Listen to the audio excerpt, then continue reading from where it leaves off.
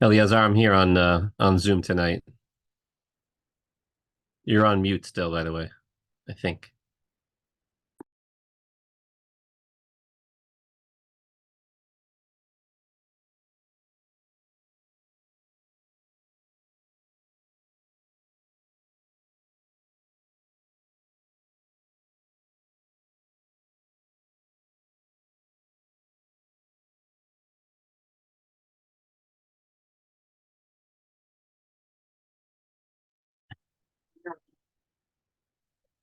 Yeah, how are you? It's 7:42. I think that we have critical mass uh, to begin our public safety meeting, Community Board 12. We thank you. We like to extend our gratitude to those of you who took their time to be here with us, either by remotely or present. My assistant chair, Jumir Escobar, was so gracious to show up flesh and blood. So I feel like I'm talking to myself here tonight. So Jocelyn Minaya from the DS office, I see you. Someone from the 33rd, even though it says Brian Natali, Tanisha Grant, how are you? Good night. Hey, how's it going? Haiti Pabe, I hope you haven't seen in a long Hi, it's time. actually Officer Navarrete. I'm filling in for Haiti. Officer, thank you so much for being here tonight. I hope that you bring us a couple of good news. Okay, so without further, you want to share? I would like to share our agenda, but I guess not. I want to start with the 33rd precinct report. Hi, how's everyone doing? How's it going? Everyone's I'm gonna go over the 33rd, the 28th day for everyone. So, for the 28th day, we're up a total of 4.5%, 70 versus 67. For the 28th day, so I'll start for each crime individually. We have zero murders and zero rapes for the 28th day. For the robbery, we're up 23%, 16 versus 13. Felony assault, 7% is up, 14 versus 13. We are down in burglaries this 28th day, 8 versus 13, which accounts for 38.5% drop in burgs. Grand larcenies are up 23 versus 21, with a rise of 9.5%. And GLAs are up. Grand larceny autos are up 9 versus 7 for a total of 28.6%. For the year to date, we're up 2% in crime. We're still trying to win the year. We're up 2% in crime. Does anyone have any questions directly for me, or usually some questions? excellent. Yes. So recently there, I believe it was last night, there was the shooting on 163rd Street and Broadway. Can you give us any updates on that situation? Anything that you could share for the community based on what can be disclosed due to Sure. what I'm So, assuming is an open investigation? It is currently an open investigation, but at approximately 2 a.m. this morning, patrol responded to a person shot at 3903 Broadway. It seems to have been a gunpoint robbery. Not of the store, but it's of the commercial establishment, but of two patrons who were at the establishment at the time. It seems that the perpetrator did walk up to two of the patrons. One was a male, one was a female. Displayed a firearm. As the female complied and gave the money to the perpetrator, he then went to the male who was with the female and had him empty his pockets. During that time, one round was fired at that male victim, striking him. He's currently in a local hospital. He's currently there as we speak. At this time, we don't have a exact description, but we do. Actually, we do. Let me just double check. We do have a wanted flyer out for perpetrator, but the perpetrator, it's a very vague photo, and his male was wearing all black with a black mask and a black baseball cap and a black knit cap. But at this time, that person is still being looked for, just per se. Any other questions in regards to that? Is the individual that was hurt, can the age be shared of the individual? It was he was in this, we'll just say, I have it right in front of me. It was a 37-year-old male. There's not a most wanted, wanted flyer or anything like that that you can share with the community. Yeah, I do have something. Let me just make sure I could, distribute to you. If you just give me your direct email, if that's the case, and I can hopefully get it out to you guys. I'll put it on the chat for you. Yeah,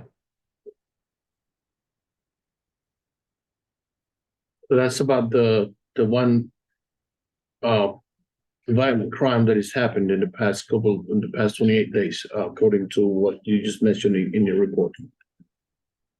this is in regards to the gunpoint robbery mail shot we had this morning, Wednesday morning at approximately 2 a.m. on Broadway. All right. Does anyone from the audience have any questions to the 33rd precinct? Just look at the chat. No questions. Thank you. No problem. have anything else, Matt? If I can, just remind everyone, next week is a community council meeting. Next Thursday, not next week, the following week, the 21st. It's a community council meeting, and it will be held at the 145 in Broadway. I'll get the exact location for you guys, but it will not be held here at the 33rd precinct for the month of December. All right, All right. Thank you. thank you. A gentle reminder that the CB12 email is just cb12m.nyc@gmail.com. You can share any flyers there to that email. What was it again?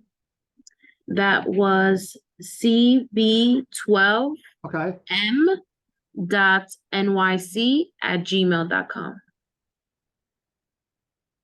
Okay, thank you. If Thank I could you. just jump in for the record and help Hi, Jocelyn. my partner out here. It's going to be at the Hispanic Society Museum, 3741 Broadway. Between 155 and 156. That's where the precinct council meeting is gonna be, and it's gonna be more of a holiday celebration than a meeting. So Okay. hopefully the community can join. And I don't know if everyone's aware, DI Natali has been transferred effective Friday. So tomorrow's his last day in the 3-3, and we'll be receiving, he's being transferred to the 3-2, and we'll be getting Captain Hernandez, the current executive officer of the 32nd precinct. He will be becoming our commanding officer on Friday. All right. Okay, sounds good. We're gonna give them a welcome party and Is this like public safety. I'm sorry, someone just walked in. Yeah, we're gonna give them a homecoming party to Captain Hernandez and our beloved deputy Natali. He's deputy director is his title now, right? He's created deputy. Deputy inspector. Deputy inspector. Okay, beautiful. All right, very nice. Okay, thank you, officer. Thank you. Okay, good. So before we have, and this is gonna sway the way into the 34th precinct's report. We're gonna, by the way, my name is Eliezer Bueno. I'm the chair of Public Safety Committee and Community Board 12. Jumir Alcover, Assistant Chair. Our guests here, we just want to introduce yourselves, name by name, because we're having a hybrid meeting. The rest of the audience, so you don't feel by yourselves, is right there on the screen. So we want to introduce yourself by name. Okay, good evening. My name is Joanna Salcedo. I'm a parent at Wheels, located at 511 West, 192nd Street. Do we have to say what we're here for? or what? No, I'll introduce you to that, and if whoever wants to speak will speak next. Yeah, so my name is Julie. I'm from Columbia University. I'm in the data journalism program. So the reason why I came to this meeting is I'm currently working on the data story, which explore the crime rate changes in navigation center, like micro navigation center in this community, which is called Coalition, Matthew Canal. And I want to talk to the staff member here and also like the police officers here to see like, why there's a changes in the crime rate, like to know the crime stat. You're in the right place. Madam? My name is Anais Bigurcio and I am from Inglewood section and I was here just get to know a little bit more about what's gonna be happening with the upcoming things that are happening in the community. So I have concerns in regards to what are the freezes are gonna do and are they gonna be adding more cops instead of cutting? And are we gonna have more safety? What's gonna happen? Sir? David Flores, I'm a co-parent of an elementary school and middle school student. I think the night that's with children. I'm in school for 5-11. It's good to be with you all this evening. Thank you very much. I just want to make sure that the people in your remote audience are hearing them properly. Are you? So we have no issues listening to them. So the purpose of your name again? My name is Joanna. Joanna from Escalante. Yes. Yeah, from the Wheels program in 182nd Street and in Audubon. Yes. And between Audubon and Amsterdam, they have some issues regarding public safety. So, and I invited them. It was almost last minute, but I wanted them to come in and speak to our audience and also to speak to the 34th precinct, whoever their staff from the 34th, so that they can hear first-hand testimony as to some of the preoccupations that they've been having for the past 6-7 years. For the past year, for about 2 years. Okay, so I'm gonna give you the floor, whoever wants. So we have a big increase on, I know situation is happening throughout the whole city regarding homeless and their homeless shelters and so many other issues. But because the school is being under construction, there's a scaffolding, so people basically just camp out. During the summer, it was even worse because, you know, the school was at a session at home. So there is needles being found every morning where the kids are just passing by, and like even where the entrance for the school is, the different entrances for one of the main entrances where the lower grades goes in, there's needles almost every morning. We have pictures we can share with the person. There's also the safety issue regarding like homeless people that just camp over there. Like it's like we called the wrong one, but then like the next day they're there. So it's a reoccurring issue that continues to happen regularly. And I know they do go sometimes to pick up the needles. I'm not sure about the program, what's new with the program again, that goes to pick up the needles. They're saying that they're going, but it's not occurring every day. And it's very concerning. Like imagine a small child is running and it jumps into it. Like you don't know what could happen. It's very concerning. And also I don't know what's the procedure, what's the process for us to know regarding with the proper words, the process or for petition to relocate the safety injection program, like, because we have junior high school 143 Wheels, which goes from pre-K to 12th grade. We have PS 115, which is like close over there. We have Juan Pablo Duarte, who is also 182nd. We have the other middle school 528 that is also 182nd. So there's a lot of schools within that area. So why is the needle program so close to us? It's within the small radius, so it's like, Right. what is the process to petition for that to be relocated to another location? Right. Well, when the process was being done, nobody came to the community board to avoid that happening. So then the people that we have as election for us to help us, the Hispanics of the area, to help us not have this, they didn't say anything. They didn't fight for us. So then now we have to deal with this chaos. Yeah. So, Sir? I wanted to thank first the board for the service. Really appreciate your collaboration and your time and being able to talk with you. Echoing, uplifting, supporting, sharing record. Again, I just want to say it again as another parent and being recorded, but in that last 24 months, we've had scaffolding put up around the building. It's a good thing, we're improving the space. I think that's a good sign of the community in the neighborhood. One of the other things that comes along with that is it creates shelter for our unhoused population. I want to say that I believe deeply that our unhoused population in Washington Heights deserves the same reverence and respect. You know, we're community members.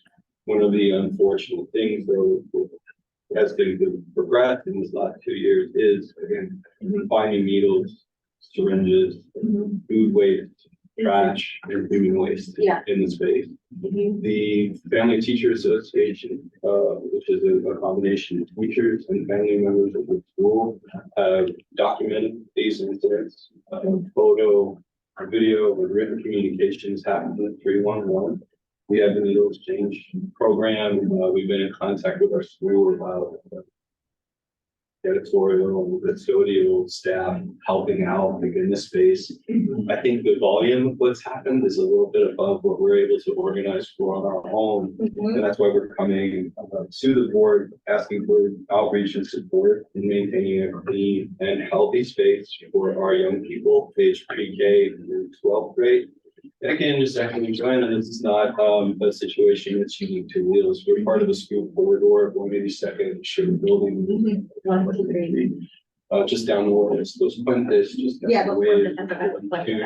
So, you know, these are not, I think, you know, because of our location, because of the scaffolding, we're at the start of this corridor. And I think because we're at the start of the space, we very much appreciate the creativity of the board, as our resources, our outreach capacities really been exhausted at this point.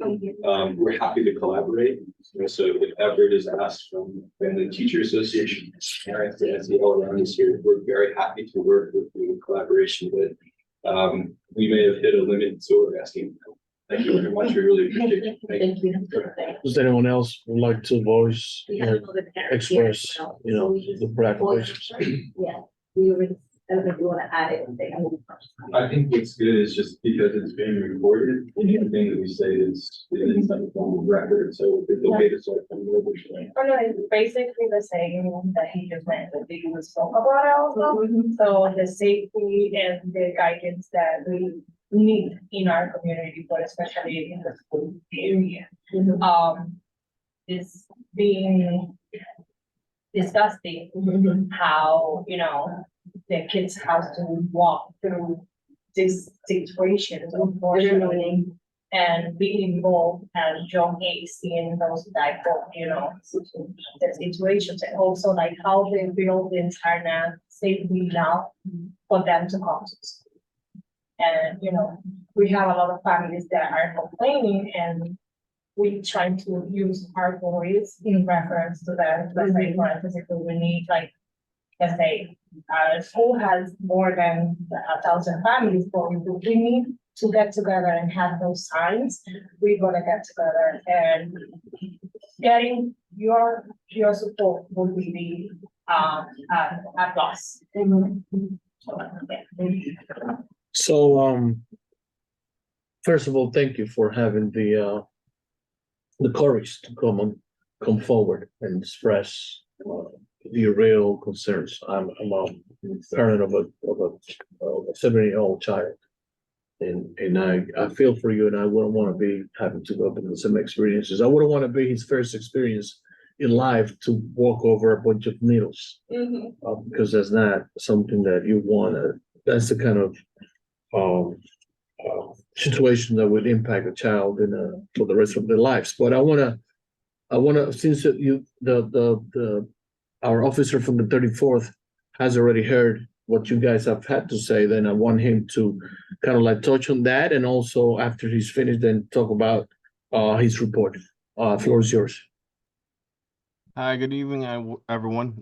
First off, I appreciate everyone from the Washington Heights Inwood community taking the time out of their day evening rather.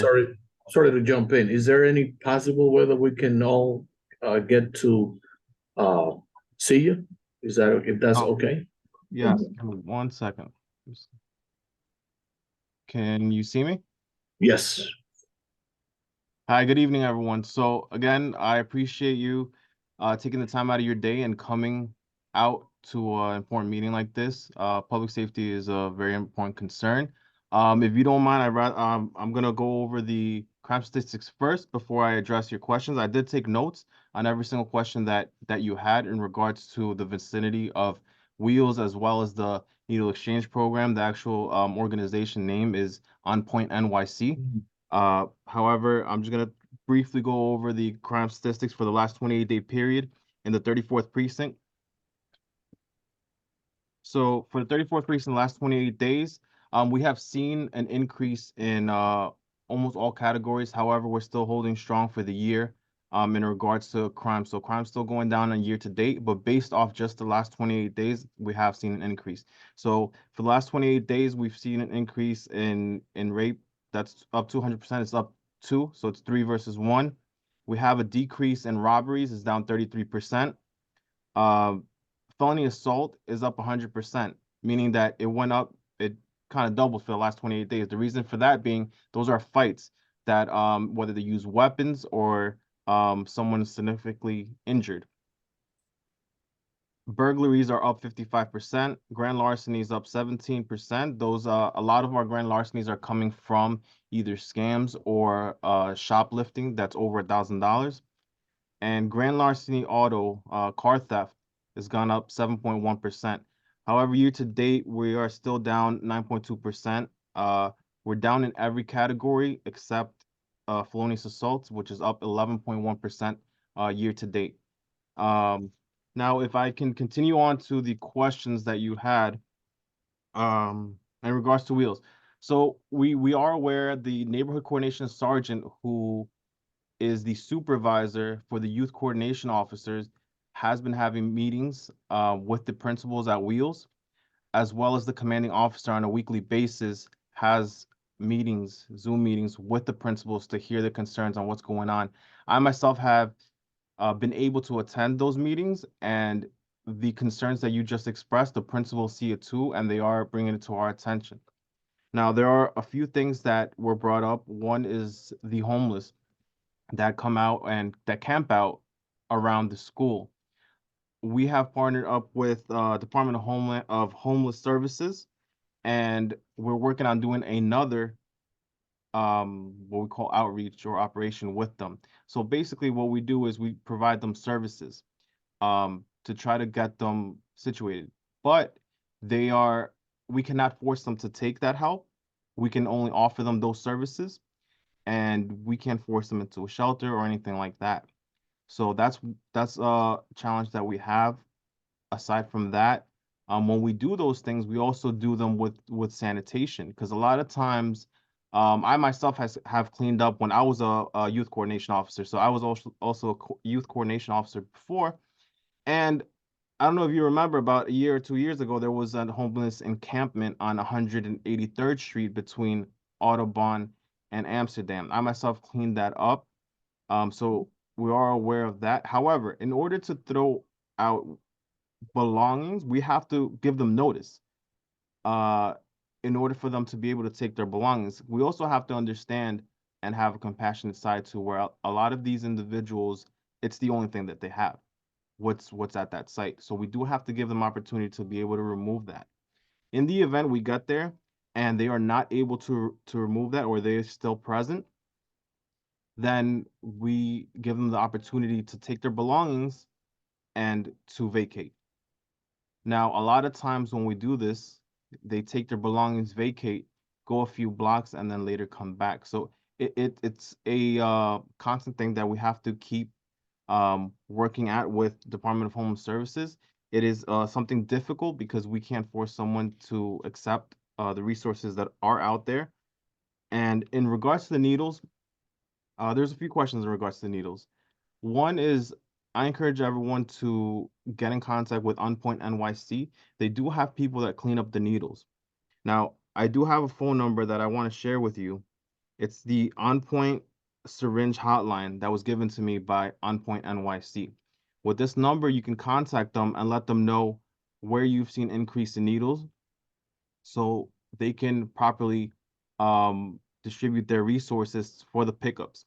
Pickups are being done, needle pickups or syringe pickups near the schools. However, does it happen that they may miss or may skip? It's a possibility, but that's why we appreciate parents and anybody from the neighborhood concerned that they see that and maybe we don't catch that. And that's why it's important you being in meetings like this and expressing everything that you did.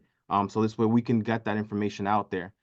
The phone number, see if everyone's ready. It's gonna be the On Point NYC. That is the name of the organization, On Point NYC. And this is gonna be the syringe hotline. It's gonna be 718-415-3708. I'm gonna repeat it one more time. That's 718-415-3708. That number we already have reached it because basically in the morning, the people don't come.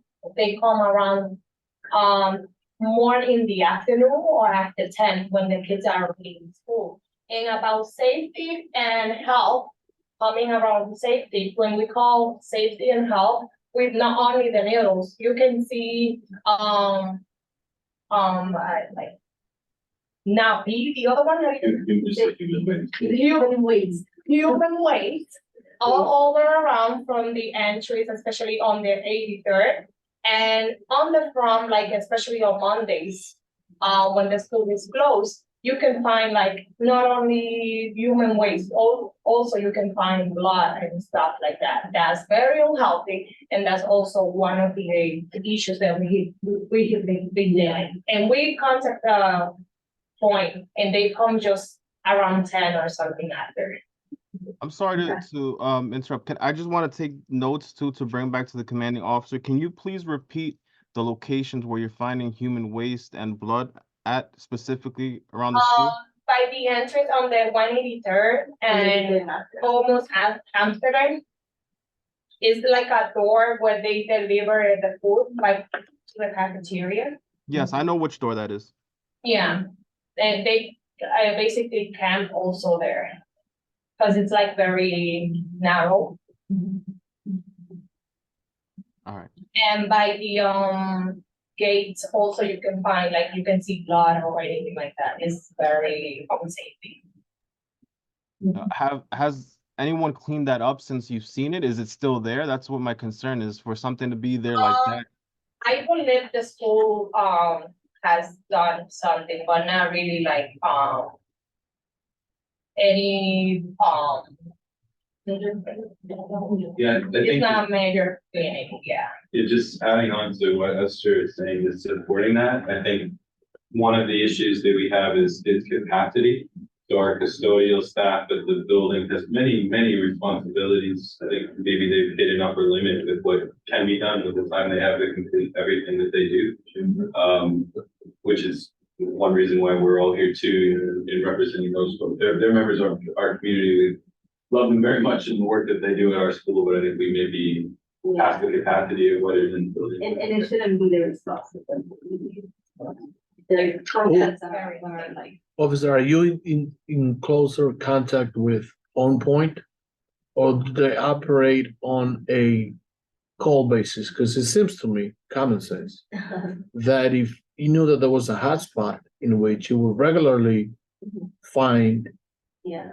needles on the floor, you wouldn't have to call them again and again and again. You just set up a regular pickup and at any given time, especially on the school days, but around I don't know, previous night or 6 a.m. or 7, I don't know. I'm just thinking, shooting from the hip.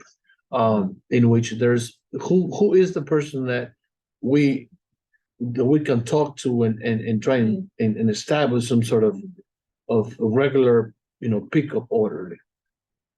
So what I was referring to was not in regards to hey, listen, there's stuff going on here, like let's get this cleaned up. They're already aware of the key locations, Wheels being one of the major ones, as somebody that's attending there stated that the On Point site is near the school. It's 2 blocks away.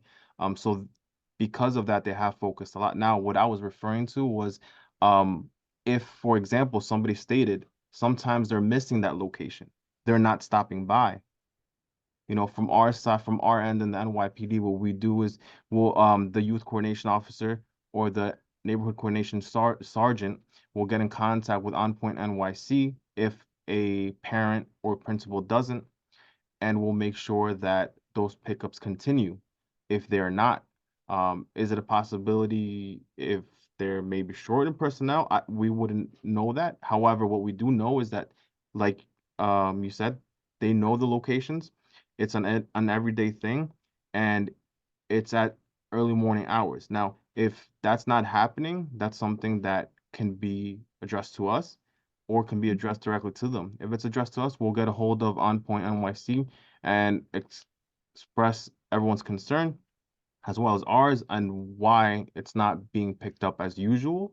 Is it being skipped? Did you replace another location in order to pick up other needles? Because that's stuff that we wouldn't know. It would be stuff that right now staff has changed. The last person I had contact with in On Point was Jason Beltran. I have their office number, and I somewhere have the community person's information.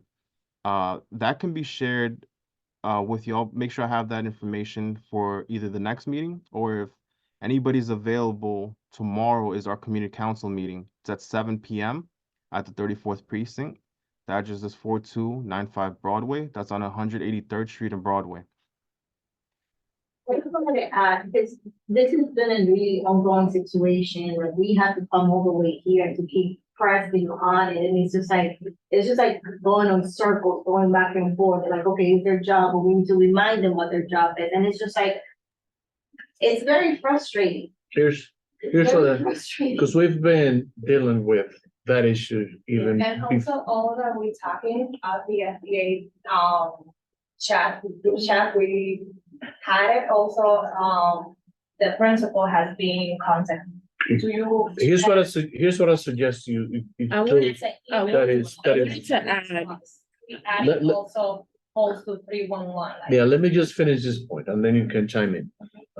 What I suggest you do in one of your PTA meetings is to have an interagency meeting. I can have our office trying to schedule it, in which you could have on the same day, looking at the same faces, people from the police precinct, whoever person they send, a person from the Department of Homeless, a person from the Department of Education, because you want to be able to know for how long the scaffold is gonna be there. Is it gonna be there for a year, for 2 years, forever? 5 years This would already. be like, Whatever, so the precinct and the Department of Sanitation, I think I already said that, in order to establish the problem that this might be a bigger problem than, and it needs a bit of a more attention Yeah, than it would have been without this issue, right? yeah. So I'm gonna try and talk to you off the grid, right, as soon as we finish our meeting and give you the information. The 13th of this month, On the PTA, so we can talk about that offline and then I can Yeah. give you exactly where you guys should go and move forward. Everybody should be on the same page. I Right. would also You will be here. Department of Health too. Yeah. That's your people, right? That's what you work for? Oh, go ahead, officer. I would also suggest inviting On Point NYC. Yep. Of course. Because they are part of the community, whether however we feel about them or not, but they are the ones that are currently picking up the litter of the syringes. And I believe that it's important for them to be there as well, not only to express your concerns, but to have a face to the names, to have more contact information, to ask them any other questions that I personally do not have the answers for. Maybe the Department of Education doesn't. I think that's important to have them on. Yeah, so I in the past, On Point has been in some of our meetings. However, once we return back from summer break, they haven't shown up. I've been in contact with the director, same Jason. I have his contact information, so I could definitely share that. However, when we met previously, it was a prevalent issue within their space, understaffed and underworked. At the time, the issue was the 191st Street tunnel, that they would go in the morning and then, let's say, I'm not sure exactly what time, let's say 7 a.m. People from the community would call again around 8:30 a.m. saying, hey, there's already needles here. So one of the things they shared in our previous meetings was that they will go to a location, they'll clean it up, they'll leave, and by, let's say, an hour, 2 hours pass, there'll be more syringes. Another common place where that happened was the location by the church on 179th and for Washington. That was also a pretty heavy place where they'll find a lot of needles. So I think that it would be very important for us to have the communication with them as well, because one of the things they were also having in the past was funding issue. They weren't receiving enough financial support to maintain specifically the syringes program. And I think as a community, what we want to address is getting the syringes out of the street, especially our schools where our community, our children, where they go to school. So I think hopefully for December 13th, we could have more of a conversation with all the parties that could support. And if there's a way, On Point NYC mentioned in the past that they have specific training on how to safely pick them up. So let's say, for example, if we have that conversation on the 13th, there could be a conversation on safety practices on how other members of the community, aside from just On Point, could do something about safely getting rid of them. I'm gonna suggest we shouldn't be picking up syringes from anywhere. And you don't know what they contain, tuberculosis, and whatever is possible. 3 years ago. First of all, for the record, I'm fine. what's your name? I'm Richard Ortiz. I have 2 students. I've been a community member my entire life. I used to go to the community board many years ago. My concern is that we shouldn't have to pick up syringes anywhere, right? 3 years ago, I witnessed a child going to school, pick up a needle, and literally start to try to feel the point. Thank God he didn't inject himself with it, prick himself. That could have been a disaster. So I understand On Point is trying to do the right thing to help people who need help. No one wants to be in that position, obviously.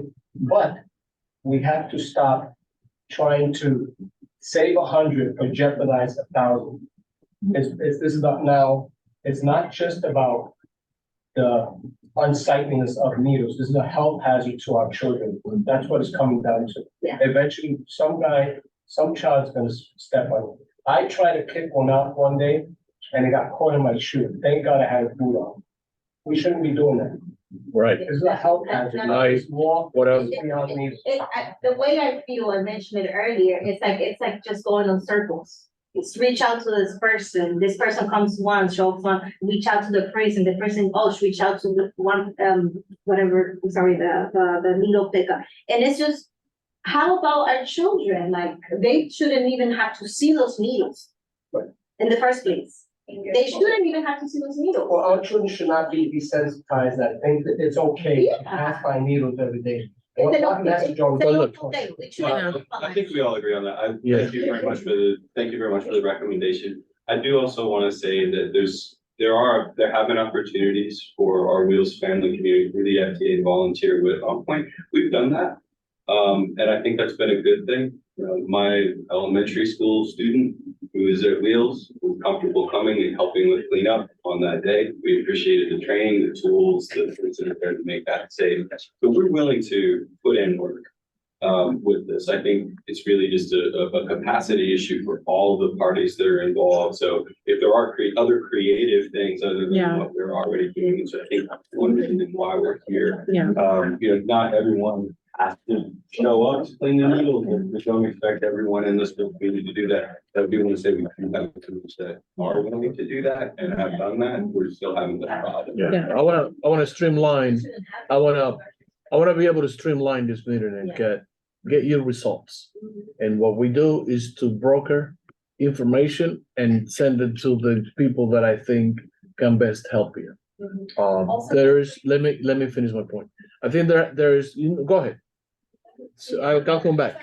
It's under safety, no windows. Yeah, okay, but basically, and I thank you, officer, for listening in. The officer. Listening in for the half of the meeting, because I have another list of complaints to give you, and then you can join in. There is a place in which compassion meets accountability. And I understand having the compassion to deal with certain issues, but at the same token, where does accountability begins? Where do you as a citizen become, what do you own up to whatever it is that you're doing that is affecting them? And that's my biggest thing, and that's what I'll be able to, that's my takeaway from just about any complaints that I received from community members. Richard, go ahead. I'm late, so I'm gonna, but you guys gone over this, just let me know, I just, my issue is, they do a good job, the best they can to come and clean up. Many times I'll walk over and say, listen, you guys are not do this, they run right over and pick up, that's fine. But the issue, like we said earlier, how do we prevent that? You know, now we have the bridge there. Another issue, maybe we can make brighter lighting underneath there, so it's more of a deterrent at night. It usually happens in the evening, and to speak to the construction company, the principal to speak to them, DOE. Just more deterrence to keep them maybe away from that area, because it's kind of isolated. You go at night, as I'm sure you have, you see it's pretty dark back there, so. I park around there. I know exactly where I know exactly what which. So, and this is an ongoing issue, and it's not gonna go away. As long as our point is in our community, this is gonna be an ongoing issue. Like, we know there was a lot of resistance for our point to even stay in the community, and I agree with Caitlin, you know, these people need help, but there's a certain point that you have to draw a line, okay? So we've spoken about our next step, if this doesn't get us, we have to mobilize and get city officials to make them move, because this will not happen in another neighborhood.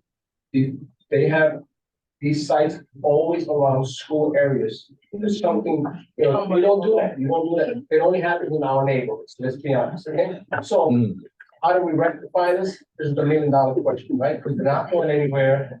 So we just got to make a safe environment for our children. And I understand sometimes we're willing to lend a hand and clean up. I've done it, but I'm tired of it. I shouldn't have to do that. I shouldn't have to. Take my time out of my day. And again, so that we can speak of line, the one and only promise that was made during the process of them getting the site approved was that they would themselves have assigned staff for exactly to take on that duty. That was what we were told from day one. Did they have staff shortages? But maybe they have to switch to a different kind of operation. Is there a way? I don't know. that- I'm just, Do they get like a lease then, like, is it like a lease that then if they don't follow the rule, then you get kicked out? I don't know who they, I don't know. So, does it- No, they no. respond to, like, I don't know. they- I don't know, but we can talk offline. Because I don't want to waste a lot of energy on that, and then that means the next step. That maybe we can ask the precinct something, I think Esther was, you wanna ask. Regarding, our building is a shared building, we have two schools, we have students K through 12. Why is it that we only have two safety agents? One in the annex and just two. There Mayor- has been fights in The mayor school. just hired 250, so you'll be fine. Cool. To be getting- Just today, yeah. We have even by email contact to the presence, and I believe I spoke to Katie. With one issue that we had in the beginning with a part in a higher ranger, I spoke to him personally.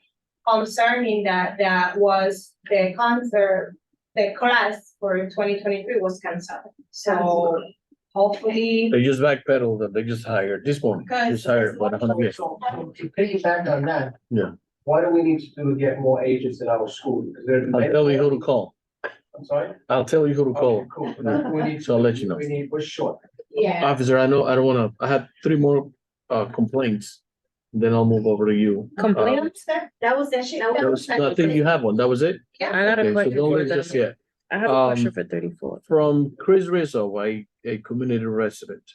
He says that there were 2 burglaries and if you wanna write it down, at 720-730 for Wash. There was an attempted car break-in on Fort Washington Ave in the same building.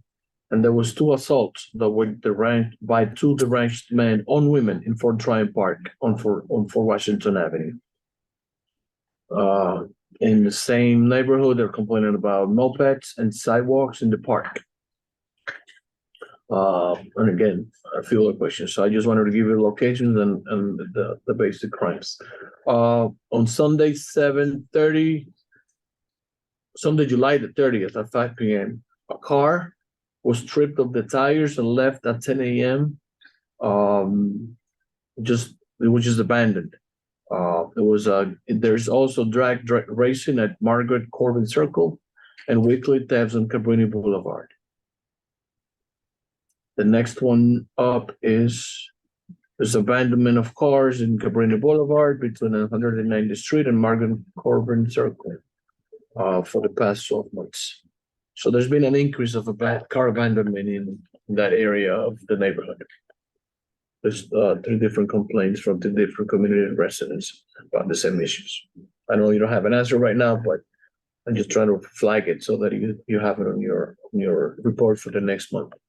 In regards to Cabrini Boulevard, we are aware of the crime trends going on there. It's car break-ins, and more commonly is the tire rim thefts. We are aware of that. We're currently doing an investigation with auto crime for that, as well as implementing a camera that used to be in place. I'm not sure why it was removed, but we're working on getting that in place as well.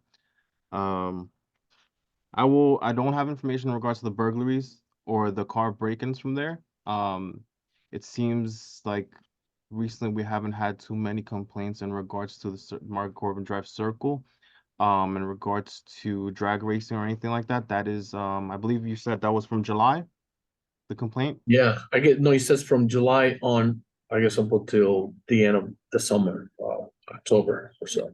What we are doing to add a little bit more presence is the House of Worship car that's going around houses of worships. They're also circling that area of Cabrini to show some presence there as well. So in the meantime, we're trying to work on getting back that camera. Yeah, that'll work. We'll go a long way. So don't leave us yet. Thank you. Thank you so much for your time and the I have a answers. question. Go ahead. You mentioned in your report that there was a 200% increase in rape, correct? Yes, that is correct. Could you specify on, is it like domestic rape? Is it like women or men being attacked in the street? Can you describe or specify on what are these rape incidents about, or tell us more about exactly what are these cases or precaution that individuals should take to possibly prevent these crimes? So I do not have information in regards to those specific cases. This is based off the last 28 days. And it's an increase of 2 cases. Those 2 cases, I don't have the information for it, so I don't have any details of the investigation or the complaint report in front of me. That's something that maybe I can look up and we can talk after the meeting, and that's some information I can get, or maybe have that prepared for the next meeting. Yeah, please, if you could get us some more information on the rape crimes in our neighborhood, we would greatly appreciate that. That's a good thing. Does anyone else have any questions? Yes, I do. Go ahead. There's gonna be new buildings in our Inwood neighborhood. Approximately how many? 10,000, 20,000 new people coming in? Do we have new cops coming in to precinct 34 to protect us from new people coming in? There's Or maybe I guess the police officer count per precinct varies on what's already there. They don't foresee a number and then all of a sudden you'll see an increase in cops. they're not thinking about the next. If you allow me to give it a full answer, you'll understand it. I think what right now, if correct me if I'm wrong, 2,500 police officers resigned in the past how many months? 90 days? I don't have the exact figures. Yeah, so this is just an astronomical number of police officers that just resigned for 120 different reasons, right? So what does that tell you? That it may not be the most glorious job to have, right? But then again. And it's because the weight of what we consider to be good safety in our neighborhoods relies just upon them. But they're just the order. There's another factor that I don't want to get into because I'm on, It's. yeah, exactly. So, and then we can talk about that offline. But That's gonna increase, I just thought, what type of impact is that gonna have on the subway system? You have Yeah, the X number of people gonna be traveling to work now, right? So that's gotta put real stress on them. Yeah, that's why. This is the, Everything's gonna go um, up, but this is a public safety. document. It's called environmental safety study that is done before those buildings were even projected. Yeah, all the information pertaining to that is right there. So no, you could, I could even give it to you if you want.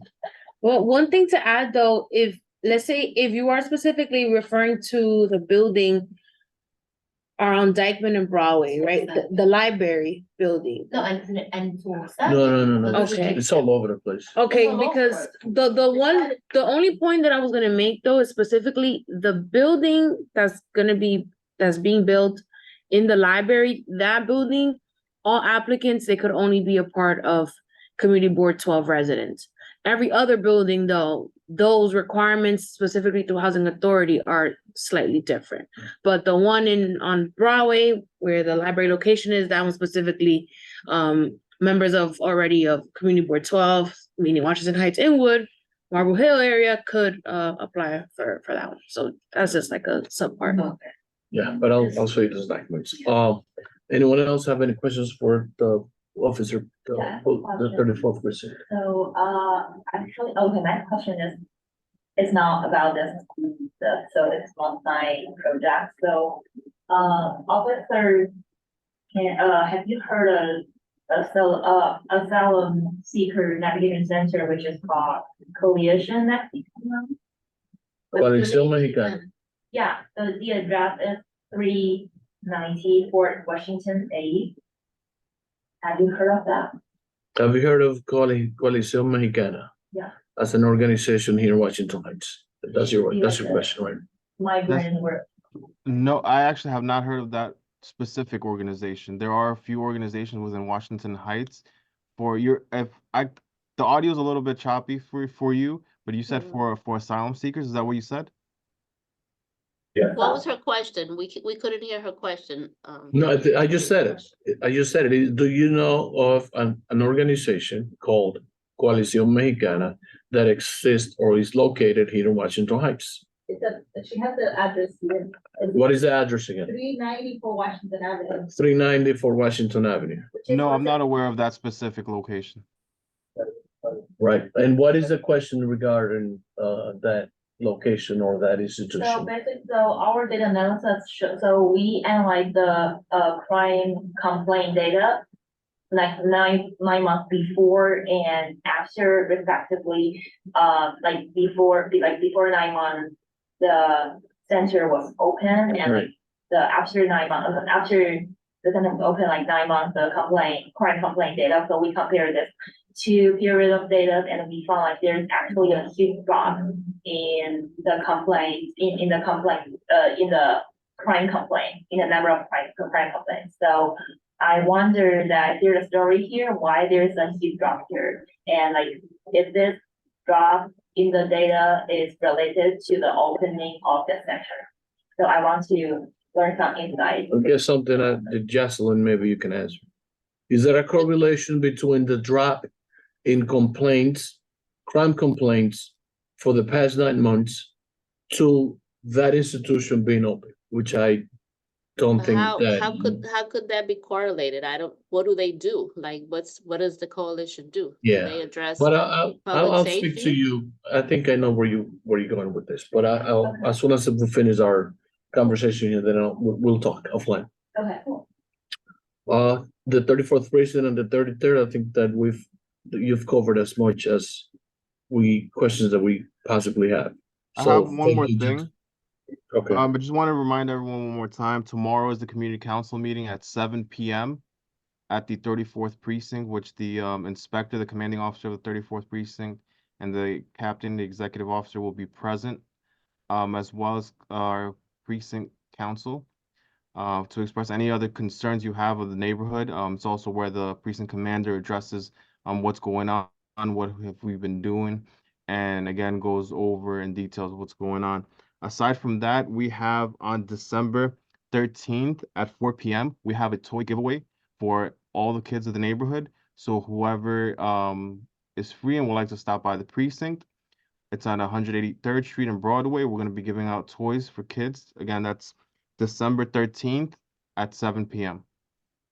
Last Thank year, you guys didn't buy the school. Are you passing or change the location? At the precinct. We're gonna do it in Wait, is it the, at 4 or at 7, Jose? I'm sorry, it's at 4 o'clock.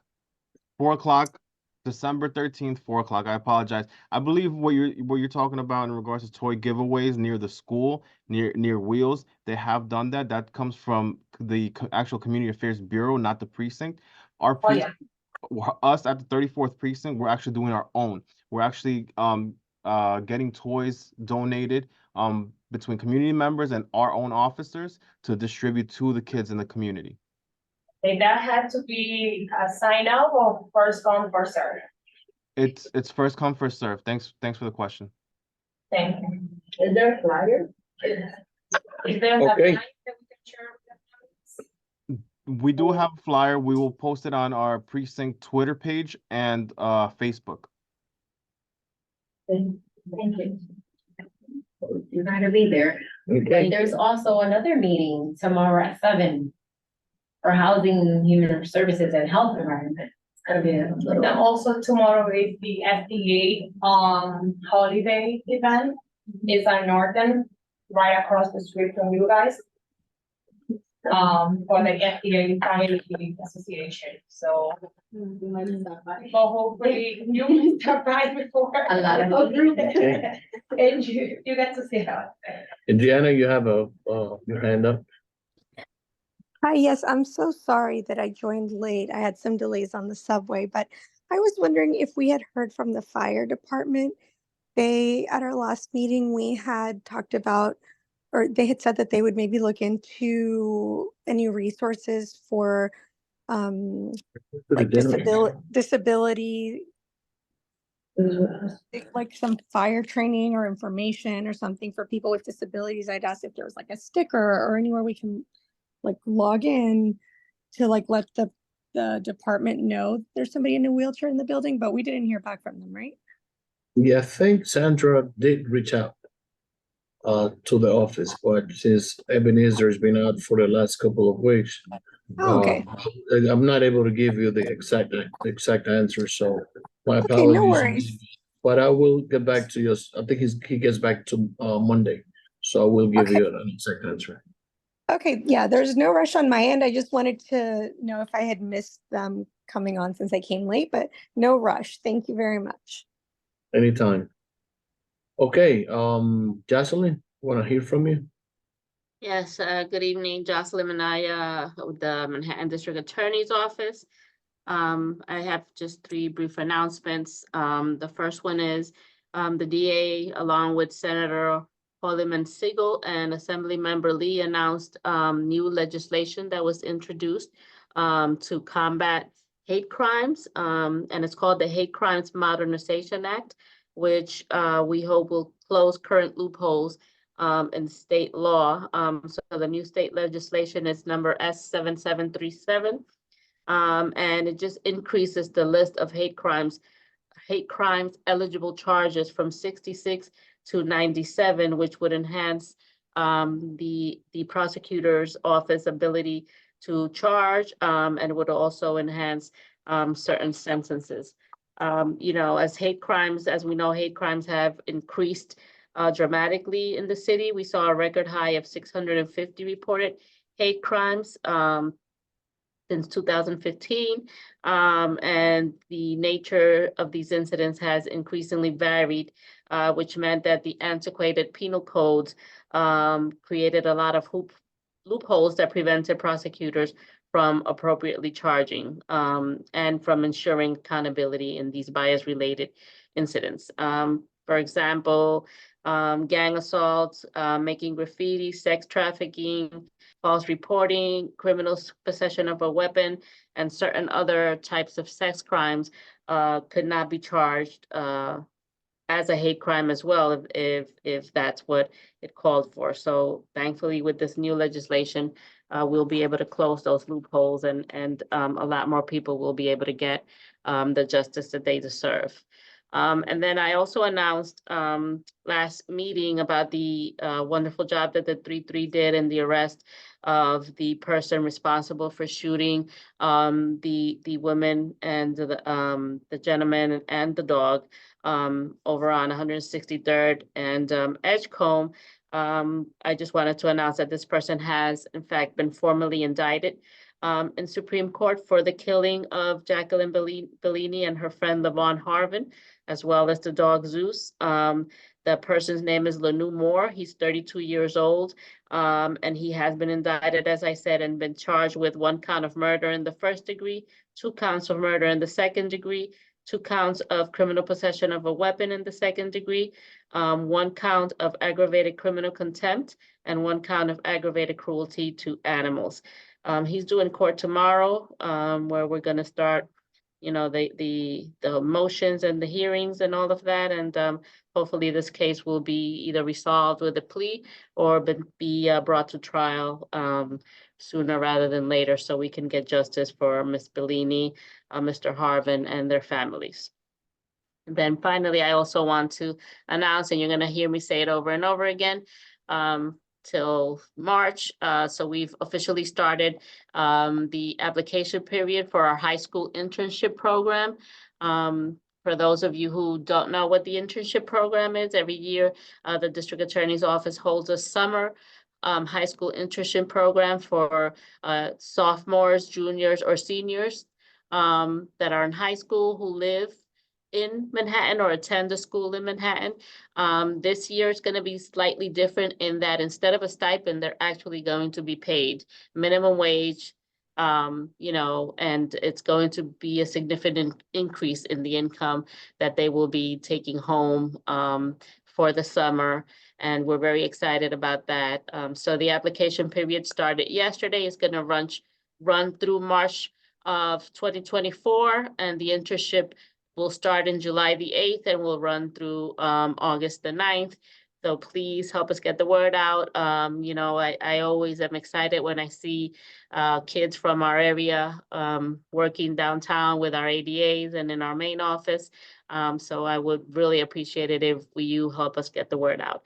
And then finally, I just wanted to kind of just piggyback a little bit on what was said before regarding the situation around Wheels and the school across the street as well. I understand it's a very difficult situation. I appreciated Jamirna stating, you know, that On Point has very limited resources, which is a fact. But I also think that as school family and school representatives that are there, you know, the Board of Ed has to do something about that scaffolding. They can go in and clean out that area every day. They can go, you know, sanitation, the police, but if there's a place where people can seek shelter, they're going to do that. If there's a place where people can, you know, engage in nefarious activity with limited visibility from the outside world, they're going to do that. So I guess my question is, why is the scaffolding there? Is there work being done in the school? It's been there for years. Like, I don't understand why it's still there if nothing's being done. And until it's taken down, it's going to continue being a safety issue. No, that scaffold has not been there. It's been there for less than a year, 2 years now? Yeah, or 2 years. They mentioned that they're changing all the windows, so they have to redo like a wall inside and new windows inside in order to remove the old ones. And it's gonna be 5 years, so it's been 2 years already. But once we contact in concern that once we come from the pandemic, to the present, we were saying that they were gonna have more lights. I remember that they put lights on the beginning, but those lights disappeared. The ones that you use when you need, like, I don't know, the constructions ones, I would say, and especially now in the winter, kids get out of, from after school at 5:30 or something like that, and it's already dark, and you can see also people around, like, you know, the homeless. It's not really a police issue, this is an issue with DOE and the construction company. They have to. Well, the scaffolding They is, have the to scaffolding, light up the area and make it as bright as possible. right. Okay, anything else, Jocelyn? No, that's all I have for tonight. And did she give us the website for the internship that she was talking about? Could you post, the web, I guess the link to where, Or how do we get the info? Can I give it to you right now, real quick, just in case? Please. yeah, So it's high school internship, all one word, at DANY. So that's Danny .nyc.gov. You can also call me with any questions. Again, my name is Jocelyn. I'm actually right down the hall from you guys. So if someone wants to come up and pick a, oh, I can actually walk some flyers over to you guys before I leave. If that's okay with you. We have a great, I don't know if you're familiar with Future Nine in our school, in high school.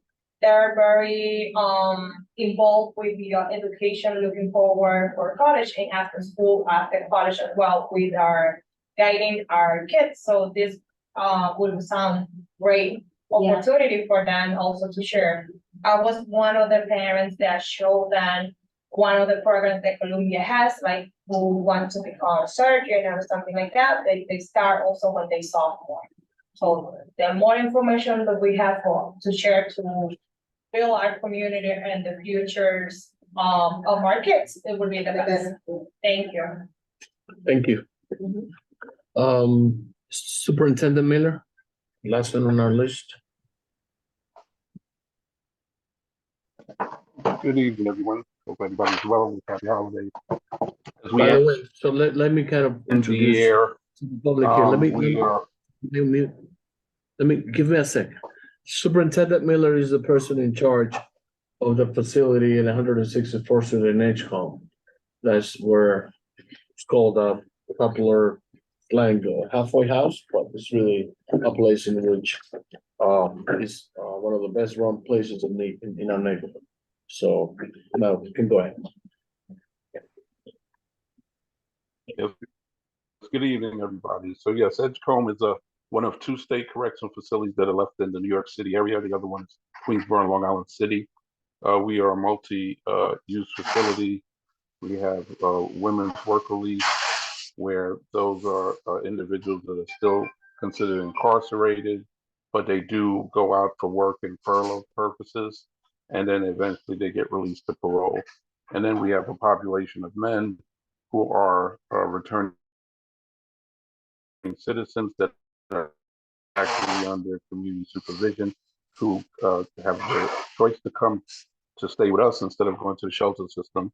And what we try to do is really stabilize them, get them their entitlements, get them, email addresses, resumes, prepared for mock interviews, job opportunities, educational opportunities, as well as whatever mandated programs they have to do under their conditions of parole.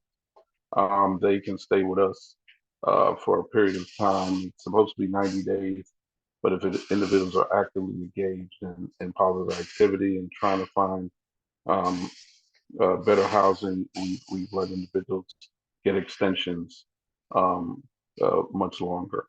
If individuals can reconnect with somebody in the community, whether a friend or a family member, we offer a stipend of $100 a week for up to 12 weeks to help that person reintegrate with a friend or family member in the hopes of getting them into stable residence.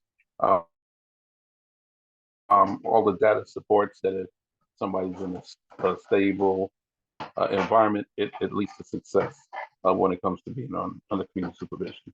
We're also excited that we have the ability to expand the transitional housing program to women, and we anticipate receiving our first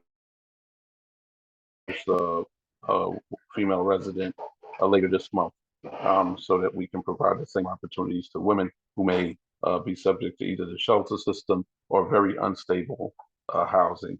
And it could give a person a chance to stabilize and reunite with children or just get solid on their feet. So we service women, we service transgender. We do have nobody with severe mental illness, no sex offenders. We've been operating in this manner since August of last year, and it's been very positive and thankfully nothing negative for the 33rd precinct to report about. We also are, adopted the middle school next door to us. We gave them 39 turkeys for Thanksgiving. We're actively collecting toys, doing a toy drive right now for those students. There are some migrant families in that school. So that's my report. Any questions?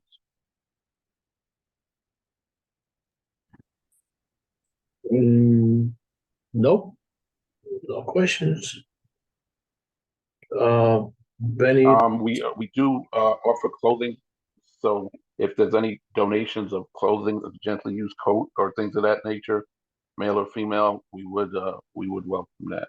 And the DA, they started us off with our boutique. So originally it was the men's boutique, but now since we have women, we call it the unique boutique. So if there are any gently used or new clothing that anybody wants to donate, we can make arrangements to accept that. Thank you. thank you very much.